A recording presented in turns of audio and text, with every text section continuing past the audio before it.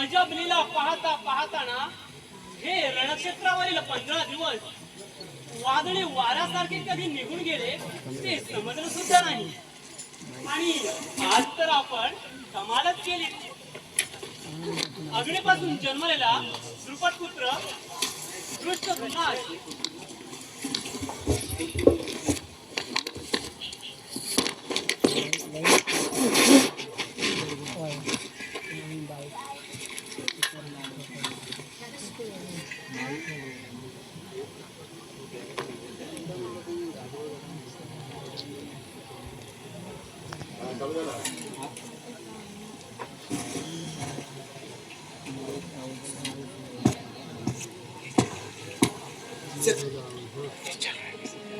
चालू असेल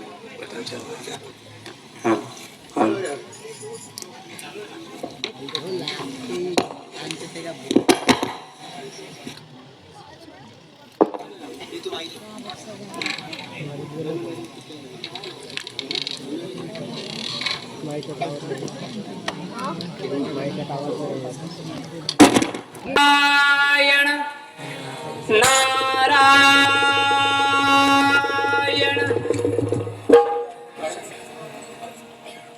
हे भक्तवत्सला करुणा करा. तुझ्या या पापपुण्य क्षालनाच्या अजब लीला पाहता पाहताना हे रणक्षेत्रावरील 15 दिवस वादळी वाऱ्यासारखे कधी निघून गेले ते समजलं सुद्धा नाही. आणि आज तर आपण कमालच केली. अग्नीपासून जन्मलेल्या द्रुपदपुत्र दृष्ट द्रुम्नास समय सूचकतेची याद देऊन द्रोणाचार्य सारख्या एका महान धनुर्वैद्यास ईश्वरी चुणसर त्यांच्या चरणी विलीन केलं. नारायण नारायण.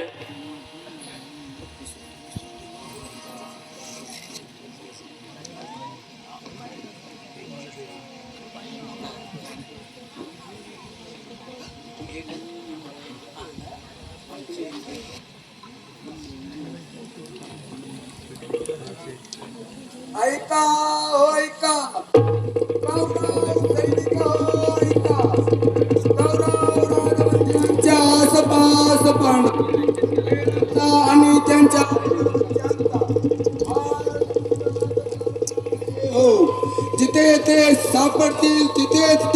शिरछेद करावा असा सम्राटांचा हुकूम आहे.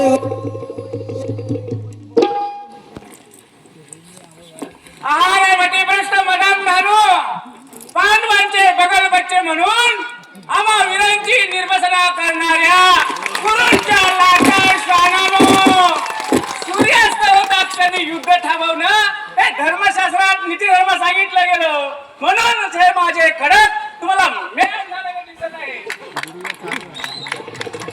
ते प्रत्येकाचा द्रोणाचार्य झालेला दिसला असता. नारायण नारायण. कोण? नारद मुनी या पांचाल युवराजाचा प्रणाम स्वीकारावा. नारायण नारायण. दीर्घायुष्य हो. उठ द्रुपदपुत्रा. रात्रीचं मध्याह्न काळ सुरू झाला तरी कुरुक्षेत्राच्या पठारावर धुमसलेल्या स्थितीत एक तास फिरत आहेस. नारायण नारायण. मुनिवर्य आज 15 दिवस चाललेल्या धर्मयुद्धाचा सेवन जोपर्यंत होत नाही तोपर्यंत पांडवांच्या डोळ्यात आपल्याला चाललेल्या अग्नीचे तांडव नृत्य काढून येईल. याज्ञसेना या होत असलेल्या संवारानं माझीही मती कुंठित होऊन सद्गुणी कोण दुर्गुणी कोण कुणास म्हणावं. नारायण नारायण. आपल्यासारखे ब्रह्मवेत्रे संभ्रमित होणार नाही तर कोण होणार. दुर्योधनाने दवंडी पिटाला लावून काढलेला हा फटवा म्हणजे आपल्या सेनापतीच्या वडानं पांडवावर दोषारोप ठेवण्याचा हा उलटा खटाटोप आहे असे आपल्याला वाटत नाही. पण मुनिवर्य वहीच्या जोटाने कधी पर्वशकल डलमळत नसतात. ती सदैव खडी खाम उभी असतात. हा दृष्ट दुर्योधन दुर्गुणाचा आणि सद्गुणाचा बागुलबा करून या दृष्टद्युम्नाला हत्यारे ठेवून पाहत आहे. अशाने ठोकरून मी एकच सिद्ध करेन की या जगामध्ये एकच श्रेष्ठ आहे ते म्हणजे सामर्थ्य. नुसते ताकदीनच नव्हे तर बुद्धीचंही. या सामर्थ्यावर माणूस म्हणजे खडक. त्या खडकाच्या सामर्थ्यावर मी कुरुच्या सेनापतीचं शिर वेगळं केलं. आहा केवढं आहे तुझं पांडवांवरील भक्ती प्रेम. नारायण नारायण. मुनिवर्य आपण माझे कौतुक करीत आहात परंतु जे माझ्या हातून अगतित घडलं ते पितृभक्तीमुळे. कुठलाही वीर पुरुष आपल्या पित्याची होणारी अवहेलना सहन करू शकत नसतो. याचे प्रत्युत्तर म्हणून ते भयानक क्रौर्य तुझ्या हातून घडले आणि ते घडलं जाणार होत. हे ब्रह्म लिखितच होत. नारायण नारायण. पण मुनिवर्य भावी इतिहासाची सोनेरी पानं माझ्या गुरुपणाच्या शिक्क्यामोठ्यामध्ये खरडली जातील की हा दृष्ट डुमन मीच प्रवृत्तीचा हेकेकोरी होता म्हणून. नाही पांचाल युवराज खरं वा खोटं याचा शब्दछल केल्याशिवाय ते सोनेरी पान त्यांना खर्ची घालता येणार नाही. कारण कालप्रमाणेच त्या दिव्य पुरुषाला मोक्षाचं स्थान दाखवून दिलं. फक्त निमित्ताला कारणीभूत मात्र तू झालायस. याज्ञसेना या धर्म आणि तिची कास धरूनच युद्धाचा शेवट होईतो वागत जा म्हणजे झालं. नारायण नारायण. मुनिवर्य मी आपले पटस्पर्श करून सांगू इच्छितो की कोलवाडून पडलेल्या सरसेनापतीच्या धुळा गुरु कृपाचार्य मद्र देशाधिपती शल्यराज इतकेच नव्ह तर अंगराज कन्यासारख्या सूतपुत्राला सांभाळण्यासाठी दुर्योधनाने जरी प्रोत्साहन दिलं त्या शौर्याची दमछाट केल्याशिवाय हा द्रुपदपुत्र दृष्टपूर्ण मागे हटणार नाही. नारायण नारायण. अग्नीपासून जन्मलेला द्रुपदपुत्र दृष्ट द्रुम्नाच्या शौर्य बलाची वाहवा करावी तेवढी थोडीच आहे. चला आपण ही दुर्योधनाच्या भेटीस न जाता बाहेरूनच काही अपेक्षित बातमी मिळेल तर नारायण नामाचा जय करीत मार्गक्रमण करूया. नारायण नारायण.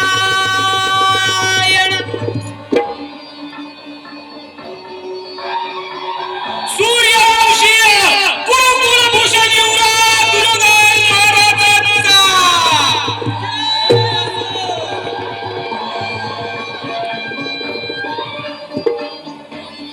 अरे पण कौरव शिबिराच्या बाजूने हा सूचक वाद्यांचा गोंगाट का बरं सुरू झाला आहे.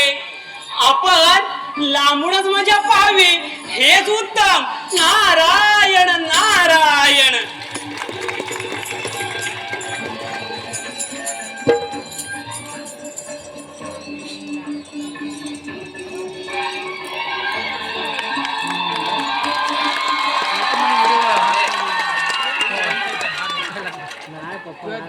सूर्यवंशीय कुलभूषण युवराज दुर्योधन महाराज.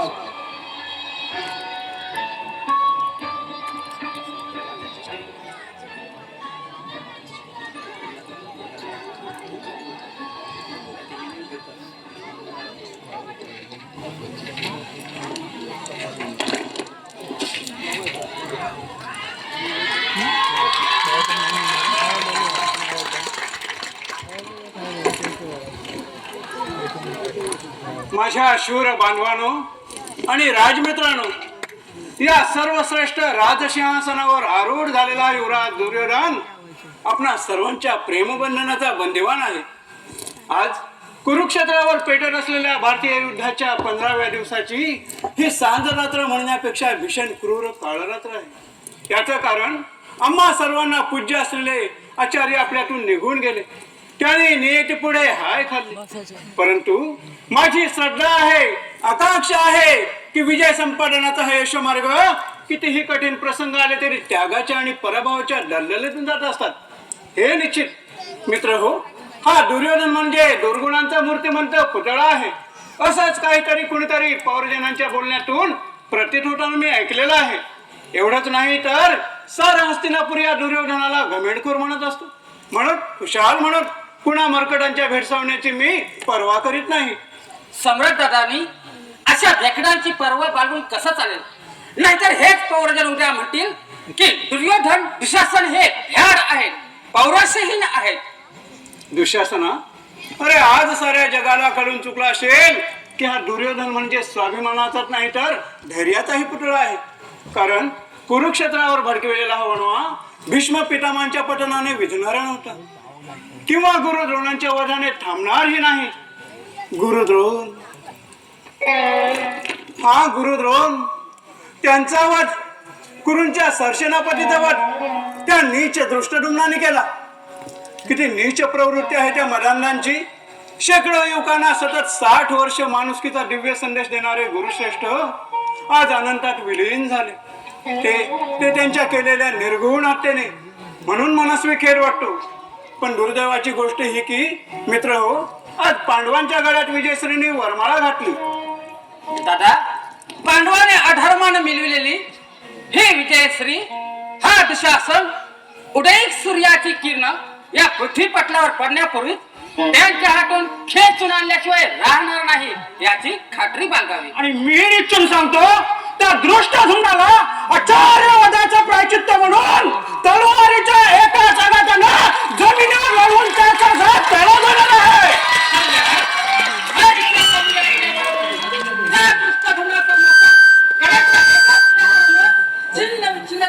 स्वस्त बसणार नाही. आणि हा त्यांचा जन्मवंचित झालेला पुत्र अश्वत्थामा प्रतिज्ञा करतो की ज्या निचारे माझे पितृछत्र हिरावून गेले त्याच्यावर प्रभावी नसल्याचा मारा करीन अशी मी आत्ताच कौरवसभेगृहात प्रतिज्ञा केली आहे.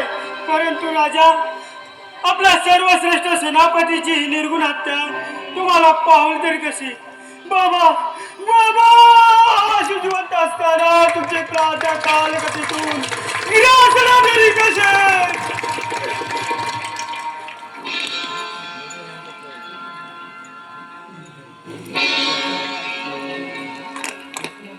गुरुपुत्रांना असा मनस्ताप करून घेऊ नये. कारण आचार्य जसे आपले पितृछत्र होते तसे ते आम्हा सर्व कुरुकुळांचे हे आद्यदैवत होते. अस्वस्थामा, तुला सत्य वाटणार नाही. सत्य धर्माची पाठपुरवणी करणाऱ्या त्या युधिष्ठिरानं आज धर्मनीतीला पायदळी तुडवली. काय युधिष्ठिराने धर्मनीतीला पायदळी तुडविले? हो हो, त्यानेच. बरं, तुझ्या भांबावून गेलेल्या पित्यानं त्याला विचारलं की युधिष्ठिरा, अरे मारला गेला तो अस्वस्थामा की दुसरा कोण? मग काय म्हणाला युधिष्ठिर? काय म्हणणार? सत्य धर्माची पाठपुरवणी करणाऱ्या त्या धर्मभ्रष्टानं नरवा कुंजरवा खोटा शब्द प्रयोग करून गारस्ट असलेल्या तुझ्या पित्याचा पांडवाच्या बगल बच्चाने अंत केला. काय? माझ्या पित्याला त्यांचा लाडका पुत्र मेला असं खोटं सांगून धर्मराजाने अधोगतीचा मार्ग स्वीकारला. राजा, हे मला पटत नाही. आणि हे जर खरं असेल तर हा केवळ अधर्म आहे, अत्याचार आहे. शैलराज, हे सत्य आहे का? हो हो अश्वत्थामा, हे कटू सत्यच आहे. अरे अरे युधिष्ठिरा, तू खोटं बोलून माझ्या पित्याचा वध करविलास. मग मात्र न्यायनीतीची बंधने निकलास संपुष्टात आली. धर्माने धर्मनीतीचा गळा घोटून त्याचा पायपोस केला.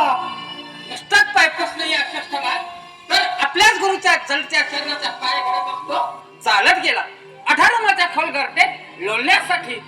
ज्याने मत प्रास आणि परशुरामाकडून विद्या संपन्न करून ती फक्त अर्जुनाला शिकवली, असा जो बृहस्पती सारखा बुद्धिवान, अग्नी सारखा तेजस्वी, समुद्र सारखा दीर्घंभीर पवित्र माझा पिता आज कप्ताने मारला जावा ना. हे तुझ्यासारख्याच गुरुपुत्रांना समजलं पाहिजे. कारण आजपर्यंत सत्याचा न्यायनीतीचा ओहापोह तुझ्यासारख्यानेच केला. म्हणून तर आज हे पांडव सत्यप्रिय ठरले. परंतु आजच्या या घडलेल्या दुर्घट घटनेने सर्वांना कळून चुकलं असेल की अर्धांध कुंतीपुत्र हे गलिच्छ आणि कौटिल्याचे दास आहेत म्हणून. मग कोण म्हणे असं ना सत्यप्रिय? सत्य, धर्म, नीती ही सगळी नीतीमुळे आमच्याच पाठीशी आहे. कर्णासारखे दानसूर धनुर्धारी आहेत. आणि त्या पांडवांच्या पाठीशी तो मथुरेचा पाखंडी बर्फैली गवळी आहे. दादा, तो नुसताच बघता नाही तर अधर्मीय सुद्धा आहे. गवळणच्या टांगत रंगारणारे एक स्त्री लंपट म्हटलं तरी वावगं होणार नाही. अरे राजा, बर्फैली, श्रीलंपट असे म्हणून त्या श्रीकृष्णाला कमी लेखणे हे मला तरी ठीक दिसत नाही. त्यापेक्षा अधर्मीयांना साथ देणारा समन. अशाच अधर्मियांच्या तळावर नाचणारे हे पांडव आपल्याच गुरुचा वध करणार नाहीत, आणखी काय करणार? पण मी मात्र त्यांच्यासारखा नाही.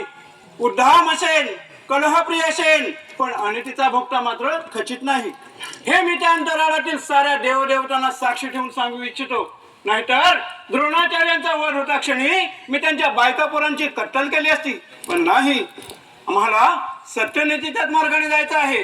आणि अशा वेळी पांडवांच्या टाचेखाली भारतभूमी चिरडली जाईल असं जर कुणाला वाटत असेल तर उद्याच सेनापती पद मी माझ्या मित्राला देईन. म्हणजे कोणाला? माझ्या मित्राला, अंगराज कर्णाला. नाही नाही, हे होणार नाही राजा. सेनापती पदाचा हा बहुमूल होता एका सुतपुत्राला देऊन राजराजेश्वरांना हे अपमानित करण्यासारखं होईल. सम्राटांनी ध्यानी घ्यायला पाहिजे. सेनापती पदासाठी मी कुणाचं नाव घेतलं? एका महाबलाढ्य वीराचं, कौरवांची पाठराखण करणाऱ्या एका नरव्याघ्राचं. शल्यराज, आपण मान का फिरवलीत? रणांगणावर ज्याच्या स्वतः नावाचा जय जयकार करीत होता अशाच एका नरश्रेष्ठाला सेनापती म्हणून माझ्या मुखातून शब्द बाहेर पडतो न पडतो तोच शल्यराज तुमच्या सर्व शरीराचा डाह होऊ लागला. का आणि कशासाठी? कशासाठी हे प्रश्न राजराजेश्वरांनी स्वतःच आपल्या मनाला विचारून पाहावे. म्हणजे मनाच्या गाभाऱ्यातून त्याचे पडसाद बाहेर पडतील की इथे जमलेल्या राजराजेश्वरासमोर हा प्रश्नाचा खल करून जर शब्द उच्चारले असते तर आम्हा लोकांना अभिमान वाटला असता. पण भीष्म पितामह सेनापती असताना मी आधी शस्त्र धरणार नाही असं बजावणारा एका सूतपुत्र कर्णाला हा बहुमान देऊ करून आम्हा लोकांचा त्याग आपण अपमान करीत आहात. अपमान या कर्णाला सेनापती पदाचा बहुमान मिळत असताना कुणाचा अपमान झाला? तिथे जमलेल्या रुपाळांचा की मला वाटतं शल्यराज आपलाच का? आणि असं जर असेल तर राजा या कर्णाला सेनापती पदाचा बहुमान देण्याचा खटाटोप आपण तरी का आणि कशासाठी करीत आहात? केवळ कब्जात तुला जन्माला आलो म्हणून माझी निर्वाचना या कर्णाची अवहेलना.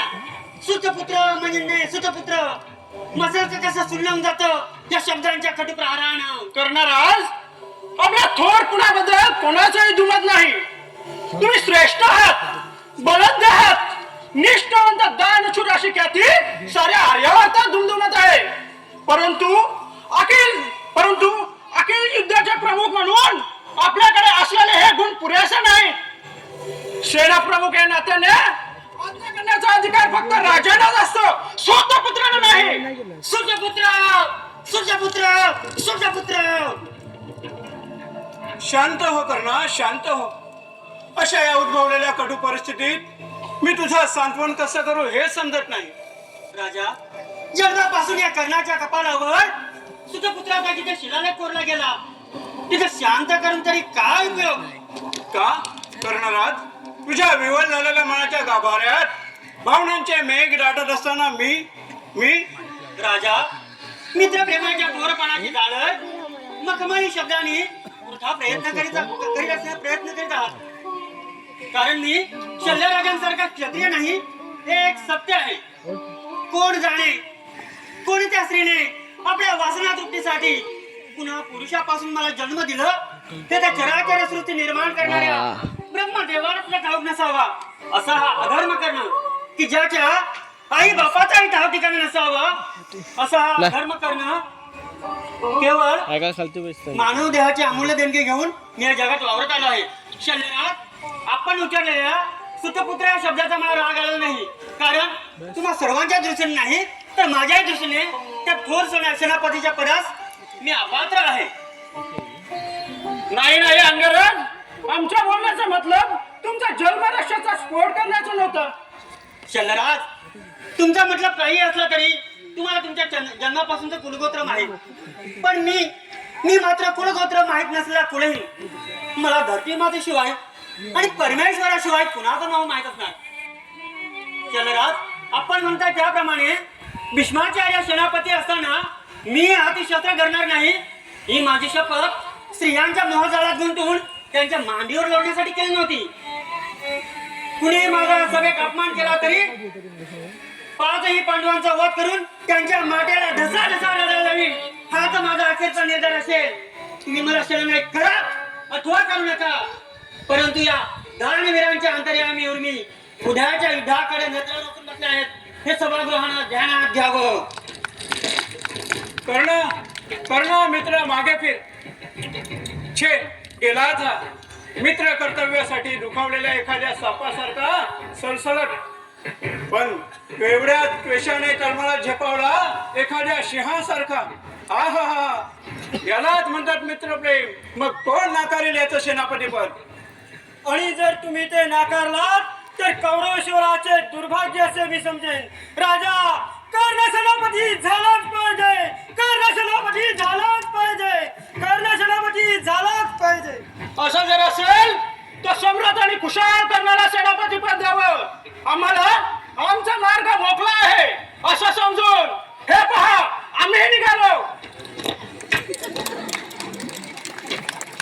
दुशासना, अरे मामाच्या सल्ल्याने कर्णाच्या सेनापती पदाची तयारी ठेवा. आम्ही शल्यराजांना समजुतीच्या 2 गोष्टी सांगून मन वळविण्याचा प्रयत्न करतो.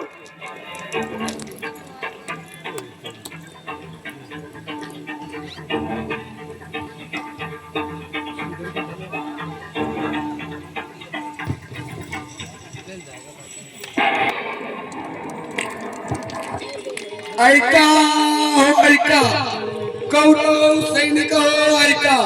कौरव राजमंदिरांच्या आसपास पांडव हेरांचा आणि त्यांच्या बगळबच्च्यांचा फार सुलसुलाट झाला असून जिथे ते सापडतील तिथे त्यांचा शिरछेद करावा असा सम्राट राजराजेश्वरांचा हुकूम आहे.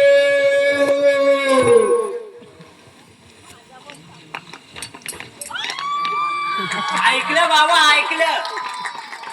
म्हणे शिरच्छेद करा, शिरच्छेद करा. सारे ते शब्द बोलून सांगतायत. काय तर म्हणे कौरव शिबिरांचा आसपास हेरांचा भारी सुसुडा सुटला आहे. मी म्हणतो हेरांचा सुसुडा होणार तर काय तुमचा आमच्या मेलेल्या माता पितरांचा होणार आहे. पण काय हो, आमचे दुर्योधन महाराज म्हणजे मोठे आकड्याचे खंडक आहेत. हा, मी म्हणतो हे युद्ध पुकारत तरी कशाला, दुसऱ्यांचा जीव घ्यायला. असं वाटतं तलवार उपसावी आणि त्याचा शिरच्छेद करावा. अरे बापरे, काय काय म्हणालो, महाराजांचा शिरच्छेद. ऐकलं तर नाही ना?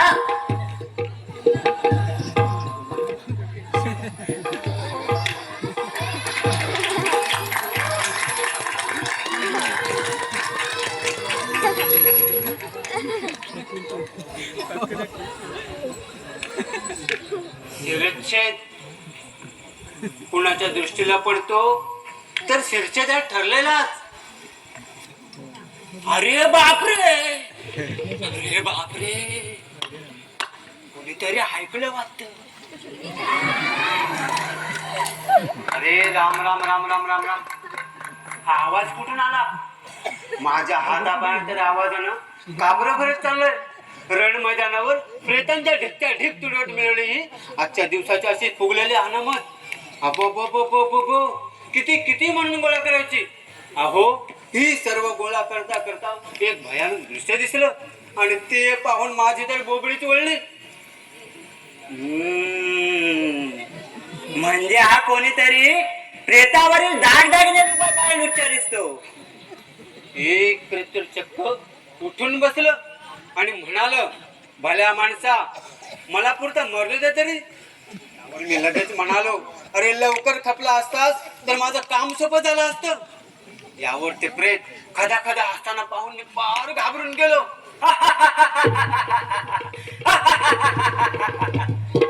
आणि माझ्या हात सहसीर तुटलेल्या दुसऱ्या मुर्द्याकडे वळले. पाहतो तर काय, ते प्रेत द्रोणाचार्याचं होतं.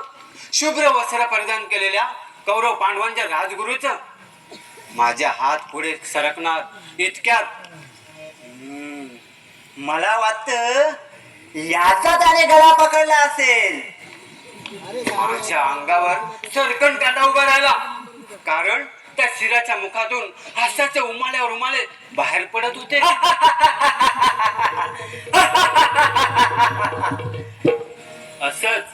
असंच ते हास्य होतं. म्हणजे इथं पण तो भूत बनून आला की काय.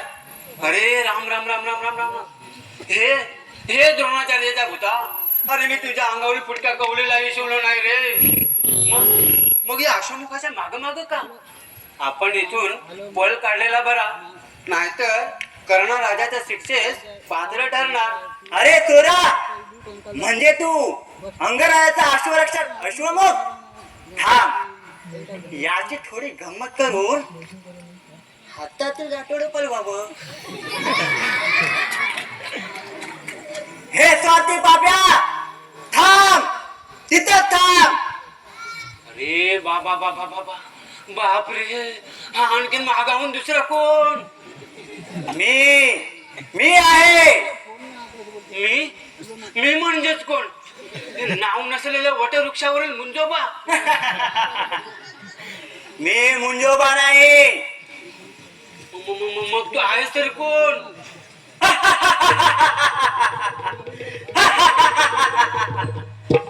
ब्रह्महत्या. कुणाची? एका शस्त्रधारी ब्रह्मवेत्याची. शस्त्रास्त्रधारी म्हणजे तू तू तू तू तू तू तू तू काय करतोस? मी द्रोणाचार्याची ब्रह्महत्या आहे. ज्याचं धारातीर्थी पतन होऊन 4 घटकाही लोटले नाहीत, त्या द्रोणाचार्याची हत्या. म्हणजे आता इथंच आटोपलं म्हणायचं. हे ब्रह्महत्ये, तू त्या दुष्टडोमाच्या मानगुडीवर बसायचं सोडून त्या कर्णाच्या अश्वरक्षकावर काय एवढी नाराज झालेस? तू तू तू तू आणि गरीब. अरे गरीब कसला आणि असलास तरी त्या सुतपुत्र करण्याचं नाव काय घेतलंस? त्याचं माझं वय आहे तुला माहित नाही? बोल, ना तर बसतो तुझ्या आता मानगुटीवर. ब्रह्मसंबंध? अरे ज्याचं मी अन्न खातो त्याचं नाव नाही घ्यायचं, तर का राजाशी बेईमान होऊन शत्रूशी सख्य जोडणाऱ्याचं नाव घ्यायचं? सुतपुत्राच्या श्वाना, थांब, तुझा आता नरदर जपतो. अरे अरे अरे अरे अरे अरे मेलो मेलो, कोणीतरी धावा धावा आणि या ब्रह्महत्याच्या तावडीने मला सोडवा. कोण आहेस? द्रोणाचार्याचं भूत बनवून मला फसवत होतास काय? थांब, तू तसं ऐकणार नाही. रुकोदरानं जसं जरासंधाला उभा चिरून 10 दिशा फेकून दिलं तसंच तुला फेकतो. मेलो मेलो ठार मेलो. अरे मी शकुनी मामाचा हस्तक दुर्बुद्धी आहे. आता तरी उठवशील? उठ. आणि परत माझ्या वाटेला गेलास तर लात आणील कंबरड्यात, समजलं?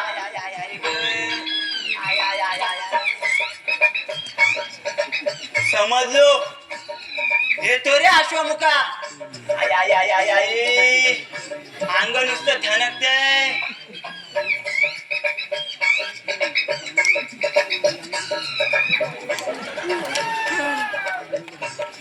बुडालो बुडालो बुडालो साप बुडालो. धावा हो धावा. त्याच्या त्याच्या अंगावर दगड टाक असतील त्या समाधान धावा. कसं लो त्याच्या पिसाचं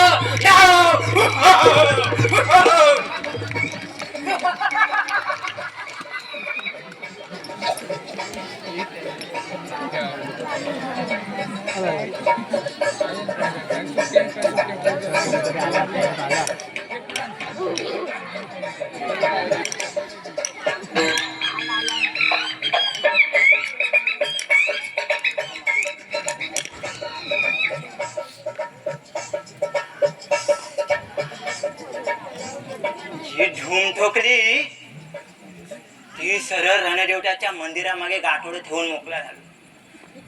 आय आय आय आय ग. आय आय आय आय आय आय आय आय आय. त्या मेल्या अश्वमुखानं कसलं तरी पिशाच्च उलटवलं दिसतंय खास. अजून कशा कला थांबत नाहीत. आय आय आय आय आय आय आय आय आय ग. आय आय आय. दुर्बुद्धी. अरे अकलेच्या खंडका. अरे बापरे मेलो. महाराज मी इकडे बंदोबस्तावर आहे.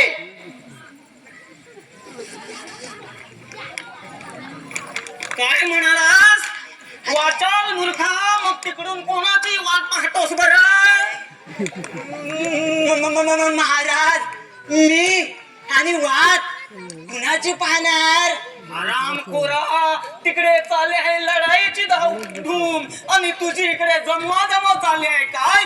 कान तुटला महाराज. कान तुटला म्हणे.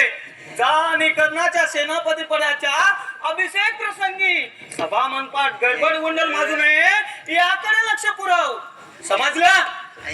जा. जातो जातो. मगाशी तंगड्या गेल्या आता कान गडप. आय आय आय आय ग.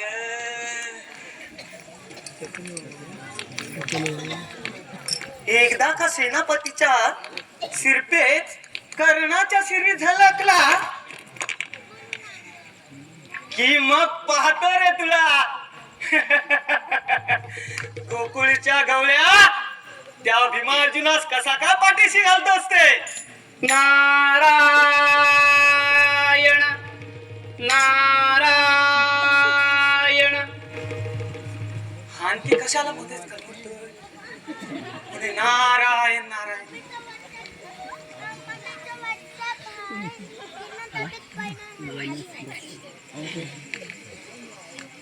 थांबावं म्हटलं गांधार देशाधिपतीनं. का रे बाबा. जा दुसरा एखादा कोणीतरी पहा. वा रे शकुनी मामा, मलाही कलहाचा अग्रणी बोलतात. अरे पण मुखावर खिन्नतेची गडद छाया पसरलेला हा अश्वत्थामा इकडे झाला. ए द्रोणपुत्र अश्वत्थामा ये. कोण? मुनिवर्य, हा अश्वत्थामा आपल्याला प्रणाम करीत आहे. दीर्घायुष्य हो अश्वत्थामा. दीर्घायुष्य हो. ज्याने दीर्घायुष्य उपभोगायचे होते ते सर्वांना हवेविषयी वाटत होते. त्याचाच कप्ताने वध करावा आणि मी मात्र दीर्घायुष्य भोगावं का? कशासाठी? त्यापेक्षा हे जीवन अल्पायुष्य ठरलेलं बरं. नारायण नारायण. काही अश्वत्थामा, एवढाच तू हताश होऊन बसलास? अरे तू तर शस्त्रास्त्रांचा महान योद्धा. तुझ्यासारख्या योद्ध्याच्या मुखी अशी निराशमय भाषा शोभा देत नाही. द्रोणपुत्रा, असा वंचित होऊ नकोस. तुझ्यापाशी शस्त्रास्त्रांची महान शक्ती आहे. त्याचा मारा कर शत्रू सैन्यावर. तुझ्या पित्याच्या वधाचं सूड घेण्यासाठी. नारायण नारायण. वर्या, आपण म्हणतात त्याचप्रमाणे शत्रू सैन्यावर अभेद्य दिव्य अस्त्राचा मारा करी अशी मी आताच कौरव सभागृहात प्रतिज्ञा केली आहे. परंतु माझ्या प्रेमल पित्याची निर्गुण हत्या झाल्याची आठवण झाली की मला उत्तम बोलून येतं. कोणालाही खरं वाटणार नाही असं धर्मनिष्ठानं खोटं शब्दप्रयोग करून माझं पितृचित्र कधी न दिसेल अशा काळामुखात ओतून दिलं. आणि अशीच जर धर्माच्या नावाखाली वावरण्याची नाणीती असेल तर त्या नीच दुष्ट रंगाला पायाखाली तुडवण्यास हा द्रोणपुत्र कधीही मागे कचरणार नाही. नारायण नारायण. आता मात्र रणांगणावर साक्षात मृत्यूचं तांडव नृत्य सुरू होणार हे निश्चित. आणि त्यात जर उद्याच सेनापती पद कर्णाला बहार केलं तर कौरव सेनेत शौर्य बलानं उच्चांक गाठलाच म्हणून समजावा. कोण? मद्र देशाधिपती शल्यराज. हो हो हो, अलंभ्य लाभ, अलंभ्य लाभ. आपण तर पांडवांचे मामा आणि कौरवांच्या बाजूने त्यांचे शत्रू म्हणून उभे टाकलात. नारायण नारायण. मुनिवर्य, पांडवांचा शत्रू म्हणून नाही, कुरु सम्राट दुर्योधनाने आम्हाला आदरातिथ्याने सन्मानित केलं म्हणून त्याच्या सहाय्याला धावून जावं लागलं. परंतु कौरवेश्वर सुतपुत्र कर्णाला हा बहुमान देव करून अमर राजराजेश्वरांच्या मस्तकी अपमानाची पुरा जाणतायत. मग हे अपमानित शल्य कोण सहन करणार? हा मद्र देशाधिपती तर मुळीच सहन करू शकत नाही. आणि मुनिवर्य, आपण तर त्या कर्णाच्या सेनापतीबद्दल फारच खुशात. काही नवल विशेष? या स्वारीच्या मनात कर्णाबद्दल द्वेष उत्पन्न झाला हेच खरं. शल्यराज, यात तुम्हाला नवल विशेष असं वाटण्यासारखं काहीच नाही. नाही कसं? आपल्यासारख्या ज्ञानी बुद्धिवान मंडळींनी त्याचा बाबुलबुवा केला म्हणून हे कर्णासारखे कमजात आपण राजा लोकांच्या शिरी राज वाढवून पाहतात. हे आपल्याला थोडी घ्या वाटतं का? नाही शल्यराज, ते खरं वा खोटा यांचा शब्दचार करून त्यांना सोनेरी पान खर्ची घालता येणार नाही. नारायण नारायण. इथंच राजराजेश्वरांचा मान दुखावला गेला मुनी श्रेष्ठ. एवढा राजराजेश्वर असताना मित्र प्रेमाचा बुरका पांघरून एकट्यांची 7 पुत्रांना सेनानायक करून पाहावं. याला कारण त्याला जन्मातच कवच कंदुल्याचे म्हणून की काय? पण कावला तो कावला, त्याला कुणी राजहंस म्हणू शकत नाही हेही तितकंच खरं आहे. परंतु कर्णासारख्या उदात्त दानशूराला म्हणजे मला म्हणायचं होतं अशा नरवेगराला नारायण नारायण. म्हणजे मुनिश्रेष्ठ आपण मी छे छे असा लोकापवाद आहे की जसा पांडवांचा श्रीकृष्ण तसा हा कौरवांचा प्राणसखाच म्हणे. असं काय? मग मुनिश्रेष्ठ, मीही सांगतो, कौरव सैन्यात शौर्य बलाचा जो दिमाग दाखवित आहे तो एकदा कर्णाच्या पराक्रमावर नव्हे तर रामासारख्या सर्वश्रेष्ठ क्षत्रियावर त्याचा शौर्य जोडाला अजूनपर्यंत झळालत आहे. आणि जर कर्णाच्या शौर्याचीच पौडी मिळवायची असेल तर आम्ही हे अपमानित लढणं गळ्यात न अडकवून घेता आमचा सेना संभार घेऊन माघारी फिरवाच म्हणून समजा. शल्यराज, अहो शल्यराज, छे छे गेलेच. आता खऱ्या नाट्य संघर्षास इथूनच सुरुवात होणार की काय? महर्षी दुर्वास मुनी तुझ्या देव आणि दानव यांच्या संकरित मिश्रणाच्या उठाठेवीत कर्णासारख्या थोर सूर्यपुत्रास सारथी पुत्र म्हणून हा अवहेलनेचा प्रकारक्षोभ सहन करण्याची पाळी यावी. याला दैव दुर्विलासच म्हणावं लागेल. नारायण नारायण. चला, हा घडलेला व अचानक समजलेला वृत्तांत श्रीकृष्णाच्या कानी घालून भीमार्जुनास भडकून विकतील असा हा कानमंत्र द्रौपदीशी द्यावा हेच उत्तम. नारायण नारायण.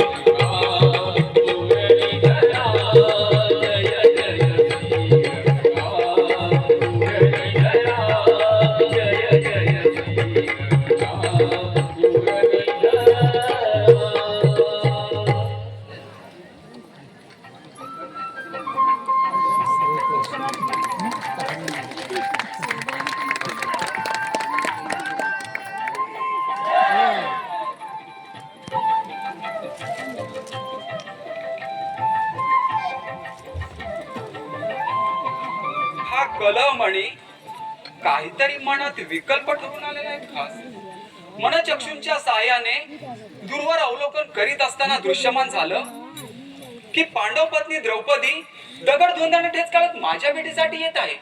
असं का बरं व्हावं? माझ्या कर्तृत्वावरील तिचा विश्वास सोडून मी दिलेलं वचन विसरून गेलो असं तर तिला वाटत नसेल ना? नाही, हे होणे नाही. कारण अर्जुनाच्या नंदीघोष रथाचे वेग मी माझ्या हाती का घेतले हे तिला पक्क ठाऊक आहे.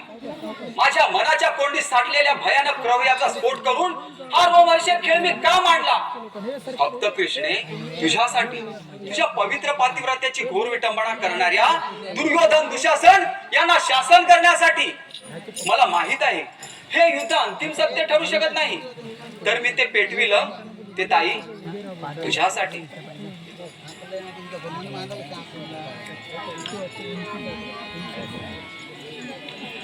हरी मातला भुवरी भार झाला, हरी मातला भुवरी भार झाला, गुरु विनाश हा जवळी आला.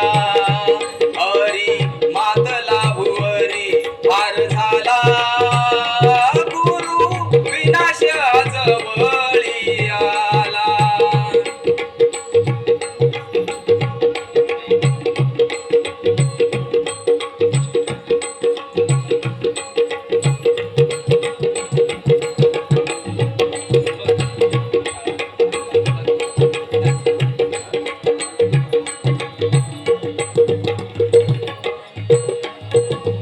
रणी मर्दुनी सकळ खल जना रमवी सुखवी मम भगिनीला.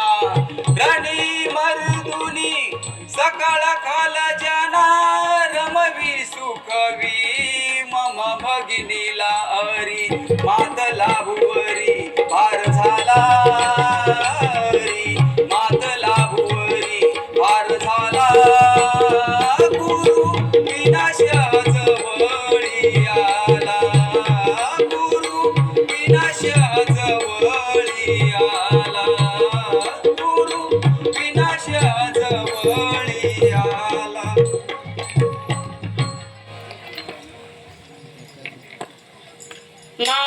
नारायण नारायण.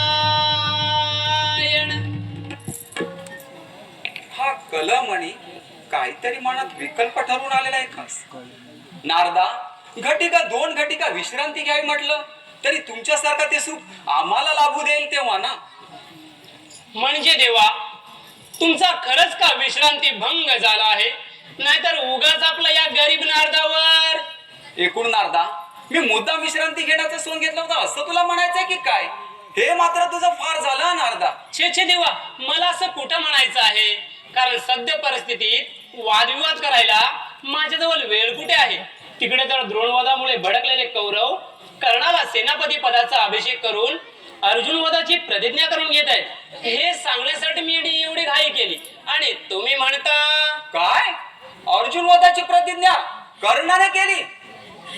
तेव्हा तेव्हा तेव्हा हे काय ऐकते मी?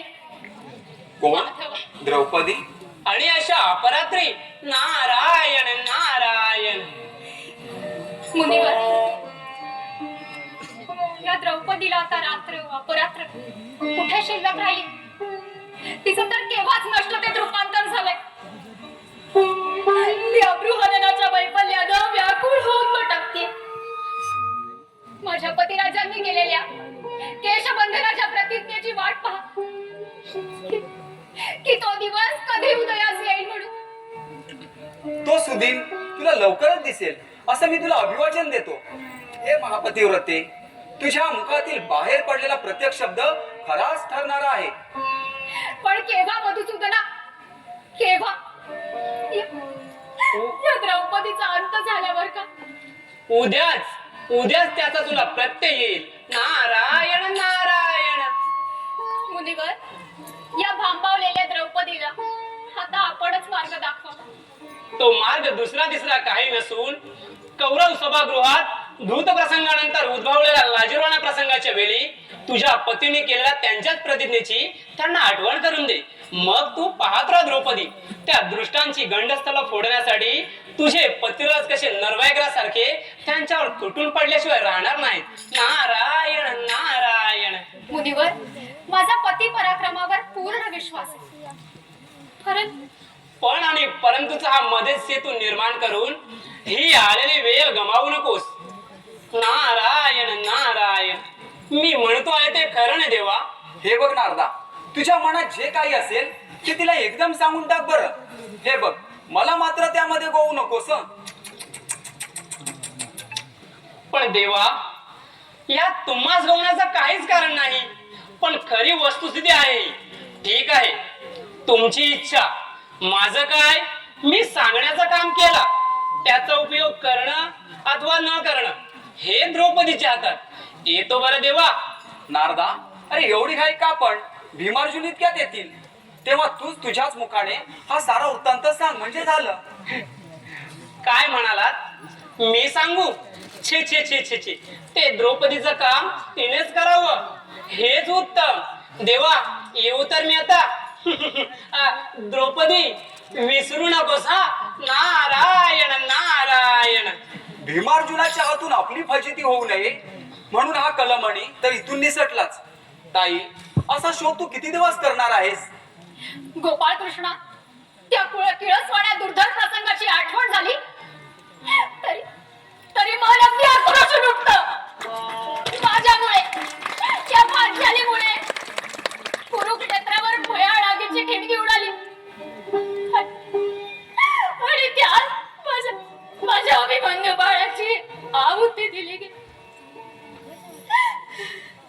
आपतेष्टांचं हे अघोर हवन चाललेलं पाहत असताना हृदय चळवळून मुखावाटे हुंदके बाहेर पडतात. ते आवरू म्हटलं तरी आवरता येत नाही. आवरू म्हटलं तरी आवरता. कशी आवरू या मना या मनाला, कशी आवरू या मना या मनाला, कशी आवरू या मना या मनाला.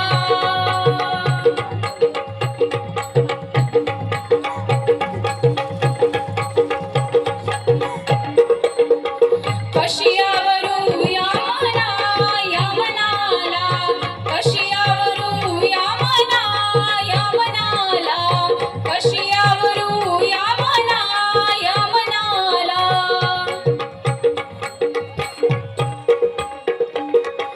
विवंचना छली मम हृदयाला, विवंचना छली मम हृदयाला.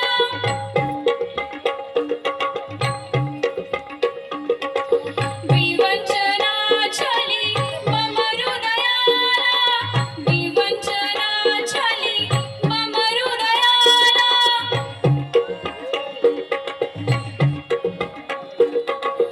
अधम कौरवे डाव रचिला, अधम कौरवे डाव रचिला.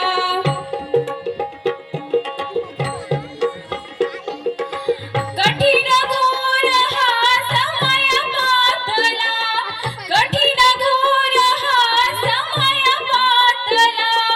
काय करू मी हे नंदलाला, कशी आवरू या मना या मनाला, कशी आवरू या मना या मनाला, कशी आवरू या मना या मनाला.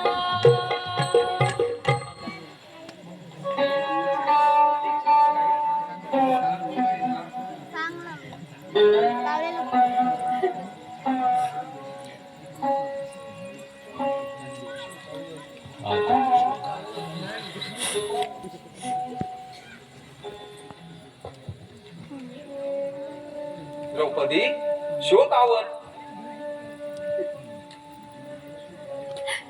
कसं आवरू? तूच नाही का त्या भयानक प्रसंगी माझ्यावर वस्त्रांचा मायाजाल पसरवून या वाघिणीची लाज राखलीस? परंतु तुझ्या कृष्णेचा हा केश संभार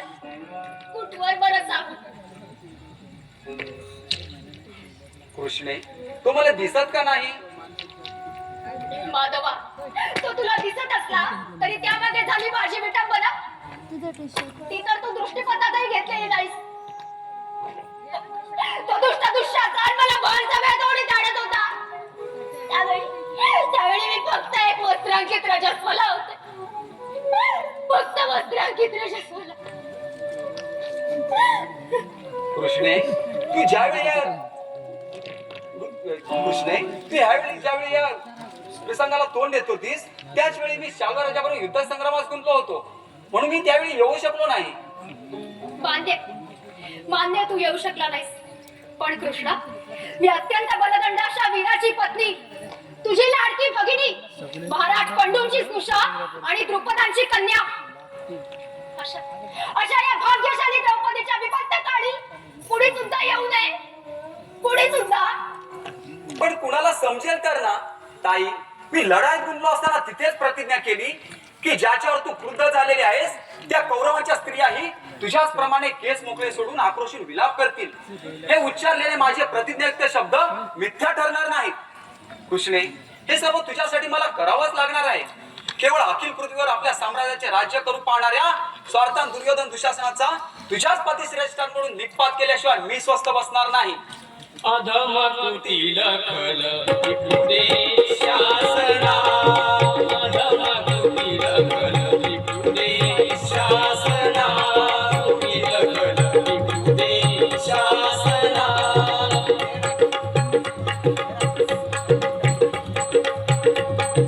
अधम कुटील खल विपुडे शासना,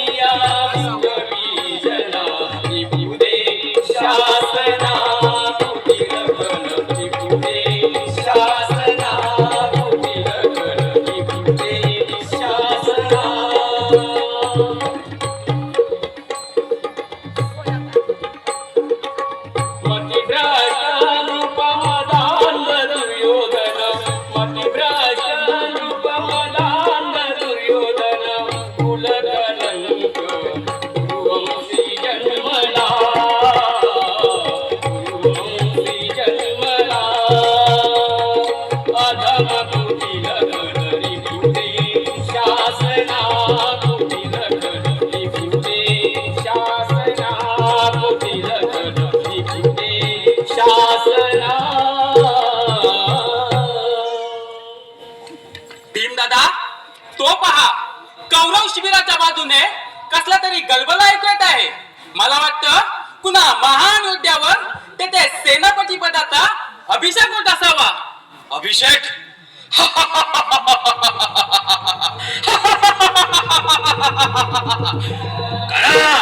करा म्हणावं कोणातरी महान योद्धाचा अभिषेक.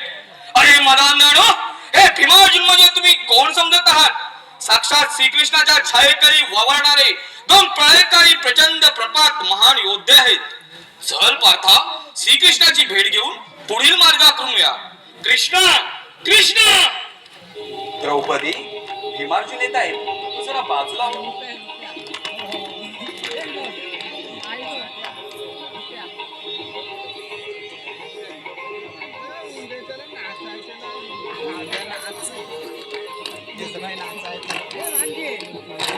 कृष्णा, हे भीमार्जुन आपल्याला प्रणाम करीत आहेत. अरे अरे भीमार्जुना, हे तुम्ही काय करीत आहात? वेड्यांनो, एखाद्यावर एवढा भक्तिभाव दाखवणं ठीक नाही. तेव्हा पुरुषोत्तमा, हे न कळण्यात का काय? आम्ही बुद्धिभ्रष्ट झालेलो आहोत. आपल्या प्रेमलब्धूच्या बंधनाखाली आम्ही वावरत असतो. म्हणूनच पांडवांच्या गळ्यात विजयश्री वर्णाला अर्पण केले आहे. नाहीतर अजाणतेपणी काय घडलं असतं आणि काय घडलं नसतं. आज तर आम्हा सर्वांचे आचार्य गुरुगण अनंतात विलीन झाले.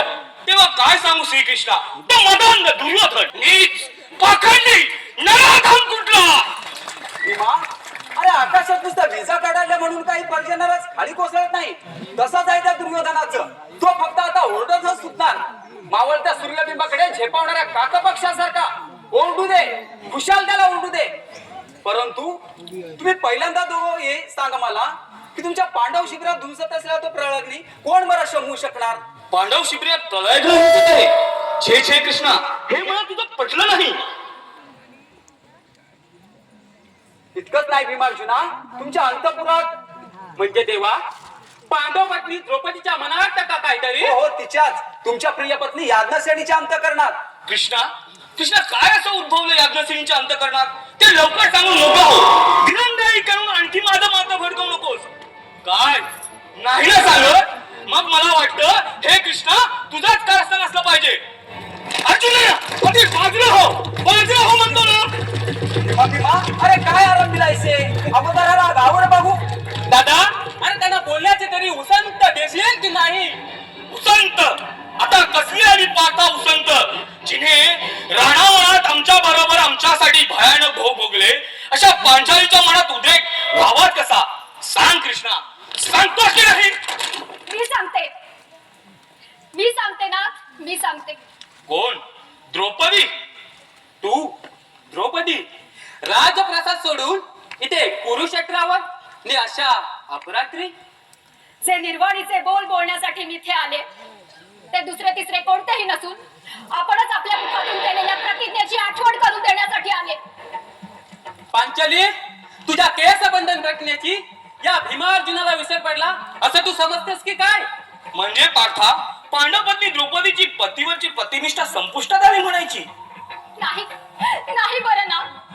असा भलता सलता विचार मनात आणून आधीच वर पळून निघालेल्या या भगिनीला अजून दुःखी कष्ट करू नका. ताई, भीमार्जुनाच्या बोलण्याचा मतलब तरी ध्यानी घे. थोडा विचार कर आणि नंतरच तर त्यांच्या समोर मांड. विचार? कसला विचार? आणि तो कोणासमोर मांडायचा? माझ्या या भावरायासमोर, ज्याने माझ्या अर्धनग्न शरीरावर वस्त्रांचा मायाजाल पसरवून या भगिनीची लाज राखली, त्याच्यासमोर की दोन मदांध खाला पुरुष माझी वस्त्रे काढीत असताना खाली मला घालून बसलेल्या या माझ्या सर्वश्रेष्ठ पतींसमोर? बोल माधवा, बोल माधवा, बोल. बस पांचाली, थांबव हे हृदय भिडून टाकणारे शब्दाचे प्रत्येक हात. हा भीमसेन दुशासनाचा हृदय फोडून त्याच्या रक्ताने माखलेल्या हाताने वेणी बंधन करेल, ही केलेली प्रतिज्ञा तू समजतोस विसरलो नाही? याज्ञसेनी, आम्ही विसरलो. हा तुझ्या मनातील विकल्प आधी पहिल्यांदा काढून टाक. तुला माहितच असेल, ज्याच्या गांधीव धनुष्याच्या नुसत्या धनुकाराने धरणी कंपाइनमेंट होते, त्याच या धनुधाराच्या सर्ववर्षवानी उडई करण मैदान झाकून टाकेल. अचूक लक्ष वेधे घेऊन त्या पूर्ण करण्यात पूर्वी न पायदली मस्तक त्याची. हाच माझा निर्धार, हीच माझी प्रयत्न. पार्था, तो दुशासनच ना? अरे भाडानू, हे तुम्ही विसरला आहात की हे भीमार्जुन तुमच्या छातावर थैथय नाचण्यासाठी जन्माला आलेले तुकांत काल आहे. चल पार्था, लढाईच्या सिद्धतेस लागू. पांचाली, आता निर्धास्त रहा.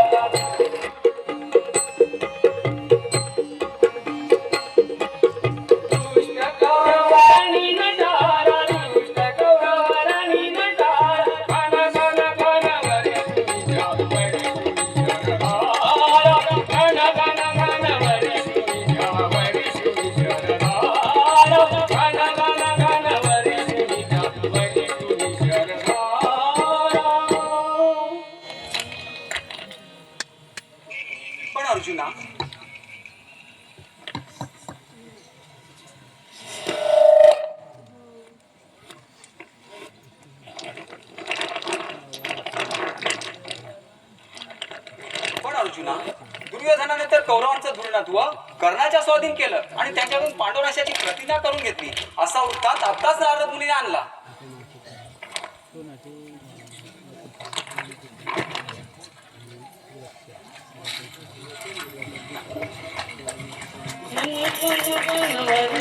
क्या